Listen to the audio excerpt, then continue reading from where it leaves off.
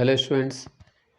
तो आज हम बात करने वाले हैं कनिष्ठ सहायक भर्ती के बारे में। जो आज विज्ञापन आया है उसके बारे में हम बात कर रहे हैं। ठीक है, एक तो जो पुरानी कनिष्ठ सहायक भर्ती हमारी चल रही है तो उसकी भी बात की जा रही है। उसके लिए तो कल हमें एकत्रित होना ही है आयोग के समक्ष। और अभी हम बात कर रहे हैं जो आज भर्ती निकली है यानी 30 नवंबर 2022 को। इसके लिए कुछ महत्वपूर्ण बातें डिस्कस करेंगे, जैसे इसमें कुछ बदलाव किए गए हैं, थोड़ा सा सिलेबस भी बदला है और किस तरीके से आपकी रणनीति इसमें होनी चाहिए। ठीक है, 5 मार्च को इसका परीक्षा की तिथि बताई गई है, तो इन चीज़ों को थोड़ा डिस्कस कर लेते हैं। तो 20 दिसंबर तक आपका फॉर्म भरने के लिए डेट दिया गया है। इसमें आवेदन पत्र भरने की अंतिम तिथि है 20 दिसंबर। ठीक है, तो आप अपना 15 दिसंबर के आसपास तक ज़रूर इसको भर लें। ठीक है, अंतिम तिथि से कोशिश हमेशा ये होनी चाहिए कि 4-5 दिन पहले ही आप भर लो, लेकिन उसके बारे में पूरी जानकारी लेके। ठीक है, इतनी जल्दबाजी भी नहीं करनी है कि आपने विज्ञप्ति को पढ़ा ही नहीं और कल ही भर दिया और फिर गड़बड़ हो गया, है ना। तो इतनी जल्दबाजी भी मत करो, लेकिन लास्ट डेट से 4-5 दिन पहले ही प्रक्रिया को पूरा कर लो। तो बात करते हैं, देखो पदों की, तो इसमें 445 पद हैं जो कि विभिन्न विभागों में हैं। पहले इसमें 519 पद बताए गए थे, लेकिन वो अधियाचन जो है वापस भेजा गया विभागों के पास, यानी कि कुछ पद जो है कम कर दिए गए हैं। जाहिर सी बात है कि अब हर कैटेगरी में उतने पद कम हो जाएंगे वो। ठीक है, जबकि हम पिछली कनिष्ठ सहायक भर्ती की तुलना करें तो वहाँ पे नॉन टाइपिंग पद भी थे और जनरल के लिए वहाँ पे काफ़ी अच्छे पद थे जिनकी लगभग 380 के आसपास संख्या थी। लेकिन यहाँ पे आप जनरल के टोटल पद काउंट करोगे तो आप देखोगे कि बहुत कम है, क्योंकि आप सभी प्रकार का आरक्षण देखते हो। उसके बाद जनरल के लिए जो है 40-42% पद बच जाते हैं। ठीक है, अगर आप एससी का, एसटी का, ओबीसी का, ईडब्ल्यूएस का और उत्तराखंड में अनाथ का आरक्षण भी दिया जाता है। ठीक है, फ्रीडम फाइटर का है और एक्स आर्मी का है, तो जितना भी सारा मिला लें हम, उसके बाद जो बचता है। तो हम आगे बात करते हैं इसमें। देखो, जो भी सामान्य दिशा निर्देश दे रखे हैं, अति महत्वपूर्ण निर्देश, वो लगभग सब आवेदन पत्रों में आपके ये वाले तो मिलते ही हैं। ठीक है, कि आपको भली भांति आवेदन का अध्ययन, विज्ञापन का अध्ययन कर लेना है और ऑनलाइन आवेदन पत्र को सही सही भरें, क्योंकि ये आपके उस समय जो है जब आप परीक्षा पास कर लेते हो तो डीवी वगैरह में आपको दिक्कत ना हो। ठीक है, अंतिम चयन के बाद। अब इसमें बताया कि देखो, हिंदी में जो टंकण परीक्षा होगी बाद में रिटर्न के बाद आपके, उसमें 4000 की डिप्रेशन मांगा है, जबकि अंग्रेजी में 8000 की डिप्रेशन मांगा है, डबल। ठीक है, जो लेकिन अभी कनिष्ठ सहायक भी थी उसमें दोनों जगह 4000 ही मांगा था। तो मुख्य इसमें हिंदी का ही होता है। अंग्रेजी यदि आपकी है, आती है, तो उसे भी आप कर सकते हो। ठीक है, अब इसमें आगे देख लेते हैं। देखो, विभागों के जैसे नाम दे रखे हैं। शहरी विकास निदेशालय है, यहाँ पे जनरल की केवल एक पद है, टोटल 4 है यहाँ पे। ठीक है, ईडब्ल्यूएस एक है और ओबीसी भी एक है और यहाँ पे एससी का भी एक है। तो इस तरीके से सारे इसमें पीडीएफ के द्वारा आप देख सकते हो। ठीक है, अगर आपके पास इसका वैसे तो आप साइट में जाके देख ही सकते हो, नहीं है तो मुझे मैसेज कर देना। ठीक है, तो मैं आपको पीडीएफ भी भेज दूंगा, तो आप उसमें डिटेल पूरा पढ़ सकते हो। अभी मैं आपके साथ वो महत्वपूर्ण कुछ बातें डिस्कस करूंगा। देखो, नगर पालिका परिषद बागेश्वर में निकली है, नगर पालिका परिषद मंगलौर है। ठीक है, तो डिपार्टमेंट ज़्यादातर इसमें नगर पालिका भी इसमें ज़्यादातर जगह दिखाई दे रहा है। बड़कोट हो गया। ठीक है, नगर पंचायत दिनेशपुर, उधम सिंह नगर, नगर पालिका परिषद रुद्रप्रयाग। ठीक है, फिर उधम सिंह नगर का आ गया शक्तिगढ़, उधम सिंह नगर। तो ये जो है आबकारी विभाग में देखो फिर आते हैं, केवल ओबीसी के एक पद है कनिष्ठ सहायक। परिवहन विभाग में मिलते हैं यहाँ पे टोटल पद है 7, जिसमें से 3 जनरल के हैं और 3 एससी के, 1 ओबीसी का है। ठीक है, तो फिर जो दूसरा, एक तो परिवहन विभाग है, परिवहन आयुक्त कार्यालय, और एक होता है संभागीय संवर्ग जो आरटीओ का काम करते हैं। तो इसमें ठीक ठाक भर्ती है। कनिष्ठ सहायक की इसमें 32 रिक्तियां हैं, जिनमें से 19 जो हैं ये अनारक्षित यानी जनरल के पद हैं। ठीक है, लघु सिंचाई में आपके 4 पद हैं, इसमें कोई भी जनरल का नहीं है। अर्थ और संख्या विभाग है, अल्पसंख्यक कल्याण विभाग है। ठीक है, होमगार्ड्स विभाग में 1 जनरल की पोस्ट है केवल, टोटल 1 ही है इसमें। फिर होमगार्ड्स विभाग, जनपद समर्ग में अलग, तो सभी पद जो है वो कनिष्ठ सहायक के ही अंतर्गत हैं। ठीक है, विधिक सेवा प्राधिकरण है, तो अच्छे अच्छे इसमें कई आपको डिपार्टमेंट्स यहाँ पे मिलते हैं। ठीक है, तो रिटर्न एग्ज़ाम के बाद इसमें बताया गया है कि आपको ऑनलाइन फिर ऑप्शन भरने को मिलेगा कि आप किन विभागों में जाने के लिए वरीयता देते हैं। उसके बाद आपकी टाइपिंग होगी और फिर जो भी प्रोसेस है, तो जिस हिसाब से यूकेपीएससी काम कर रहा है तो उम्मीद है कि ये बड़ी तेज़ी से प्रक्रिया को पूरा करेगा। और बेरोजगार सभी यही उम्मीद करते हैं कि चयनित छात्र की भाई जल्दी से जल्दी प्रक्रियाएँ पूरी होती हैं तो तभी उनका फ़ायदा है, वरना इतना मेहनत करके क्या है, जैसे पुरानी भर्तियाँ लटकी हैं तो ऐसा होना नहीं चाहिए कभी भी।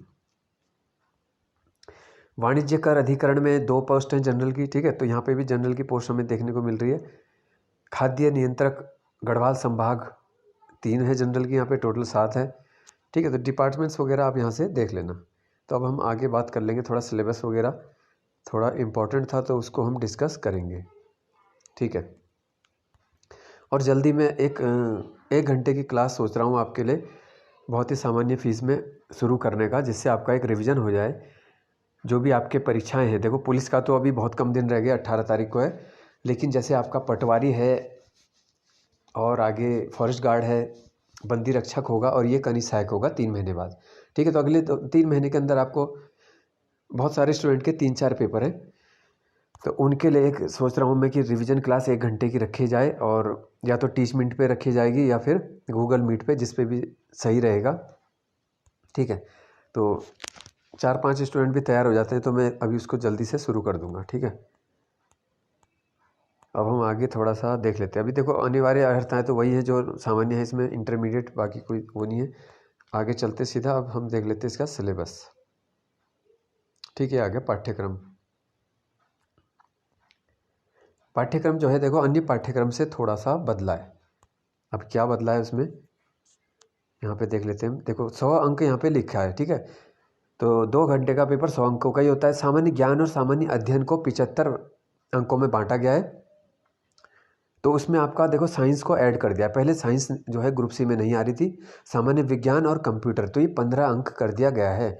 ठीक है, तो इसमें से 4-5 नंबर आप कंप्यूटर मान लो, 10 नंबर आपकी साइंस आने वाली है, जो कि एक काफ़ी गेम चेंजर हो जाती है। अगर आपका साइंस बैकग्राउंड नहीं है तो थोड़ा सा आपको पढ़ना पड़ेगा, क्योंकि बहुत समय से इस प्रकार से प्रश्न जो है नहीं पढ़े, क्योंकि सिलेबस में ही नहीं था साइंस। ठीक है, दोबारा से आपको अब साइंस की नॉर्मल जानकारी के प्रश्न पूछे जाएंगे कि जैसे भाई वायुदाब किससे नापते हैं, है ना, या भौतिक विज्ञान, रसायन विज्ञान, या वैज्ञानिक नाम, तो इस सामान्य ही आएगा, लेकिन वो भी आपको पढ़ना पड़ेगा।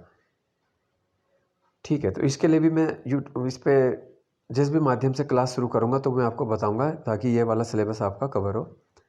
हिस्ट्री और आंदोलन का 7 नंबर का दिया है। राज्य व्यवस्था आपकी 6 नंबर की आएगी, यानी पूरी पॉलिटी जो आप पढ़ रहे हो केवल 6 नंबर की है। देखो तो घटा दिया गया है कहीं ना कहीं। भारत का भूगोल 7 नंबर है। करंट इवेंट 7 नंबर का है। ठीक है, उसमें सभी आपका आ जाएगा, राष्ट्रीय, उत्तराखंड वगैरह सभी। उत्तराखंड हिस्ट्री आ जाएगी आपकी 6 नंबर, उत्तराखंड संस्कृति 6, उत्तराखंड भूगोल फिर 6, और उत्तराखंड का आर्थिक प्राकृतिक 7 नंबर। तो उत्तराखंड का पोर्शन भी देखोगे तो आप कम हो चुका है। ठीक है, उत्तराखंड के क्वेश्चन आप देख रहे हो तो वो भी जो है पहले से 40 नंबर था तो उससे घट चुका है। सामान्य बुद्धि जो है वो 10 नंबर, 8-10 नंबर पहले आता था, अभी 6 नंबर लिखा है केवल। तो रीजनिंग का पोर्शन भी केवल 6 नंबर का रह चुका है यहाँ पे। ठीक है, और 25 नंबर की आपकी है हिंदी। अब देखो हिंदी में भी बदलाव हो चुका है, 20 की जगह हो चुकी है 25, जिसमें आपका है स्वर व्यंजन, वर्णों का वर्गीकरण, संज्ञा, सर्वनाम, व्याकरण, पूरा व्याकरण आ गया आपका इसमें। विचार, व्याकरण विचार, तत्सम, तद्भव, प्रत्यय, उपसर्ग, समास, देखो पहले समास नहीं था उसमें डाल दिया है। संधि है तो संधि पहले भी थी, लेकिन पहले विसर्ग व्यंजन संधि को हटा दिया था, ये सब है अभी। पर्यायवाची, विलोम शब्द, वाक्यांश के लिए एक शब्द, ये भी नहीं था, ये भी है अब। मुहावरे, लोकोक्ति और विराम चिन्ह। तो देखो कुछ सिलेबस यहाँ से हिंदी का कम भी कर दिया गया है आपके लिए। ठीक, जैसे साहित्य वाला पोर्शन, राइटर वगैरह होते हैं तो वो सब हटा दिया है और लिमिटेड कर दिया गया है सिलेबस को। तो कहीं ना कहीं केवल इसे अच्छा भी कह सकते हो कि केवल लिमिटेड टॉपिक ही आपको अच्छे से क्लियर कर लेते हो तो आपके मार्क्स बहुत अच्छे बन सकते हैं। ठीक है, इसीलिए देखो बताया जाता है कि कभी हम वही सोच के चलते हैं कि वही सिलेबस से आ जाएगा बिल्कुल, लेकिन हर एग्ज़ाम के साथ जो भी सिलेबस दिया है वो ज़रूर आपको करना है। और कोशिश तो यही करनी चाहिए कि एक बार पूरी विज्ञप्ति को भी पढ़ लो। तो ये आपके जो है 100 नंबर की परीक्षा की डिटेल होगी, ठीक है। बाकी प्रमाण पत्र हैं जिसका जो है वो इस प्रारूप में होना चाहिए वो बता रखा है, ठीक है ना। तो जल्द ही जो है मैं बताऊंगा आपको कि किस माध्यम से क्लास भी शुरू की जाए।